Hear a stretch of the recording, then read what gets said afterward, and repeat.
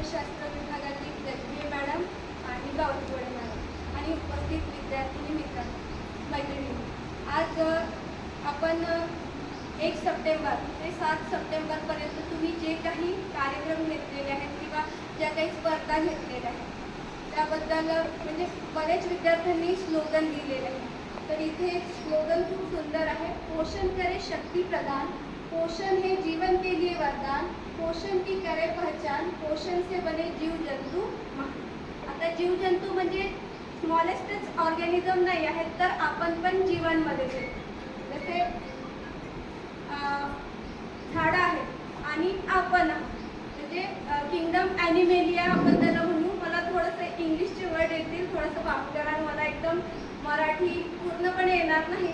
तर सगळेच जीवजंतू त्यांना पोषणाची गरज आहे। एक छोटासा व्हायरस जरी घेतला त्याच्यामध्ये DNA आहे, तो DNA जो आहे तो जेनेटिक मटेरियल आहे आणि त्याला प्रोटीनचं कोट आहे। तसं आपल्या बॉडीला सुद्धा प्रोटीनची गरज आहे, प्रोटीन, फॅट्स, फायबर ह्या सर्वांची गरज आहे। आणि यावर्षीची आपल्या राष्ट्रीय पोषण सप्ताह म्हणजे आपल्या भारताची जी थीम आहे ती थीम आहे की उत्तम जीवन के लिए योग्य खाय। म्हणजे उत्तम जीवनासाठी तुम्हाला उत्तम खायचं असं नाही म्हटलं त्यांनी, काय खायचं आहे, योग्य खायचं असं म्हटलं। It rights for better life, म्हणजे तुम्ही योग्य खा। आपल्याकडे मार्केटमध्ये आपण जर इथून कॉलेजमधून निघालो खूप सारे प्रोडक्ट आहेत खाण्याचे। पहिले तर गुपचूपचा ठेला असतो, तिथे बरेच विद्यार्थी मला नेहमी दिसतात गुपचूप खातात, पण त्याच्यातून आपल्याला काय मिळत आहे आपण हे विचार करत नाही।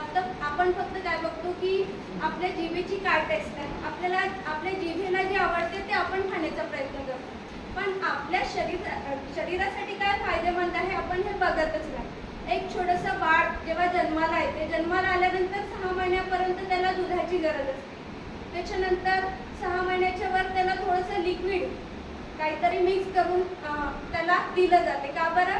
कारण 1000 दिवसापर्यंत त्याची बॉडी जी आहे ती हळूहळू ग्रो होत असते आणि त्याचा ब्रेन सुद्धा डेव्हलप होत असतो। पण त्याला 2 वर्षापर्यंत चांगलं फूड जे आहे किंवा चांगलं न्यूट्रिशन जे आहे त्या न्यूट्रिशनची त्याला गरज असते।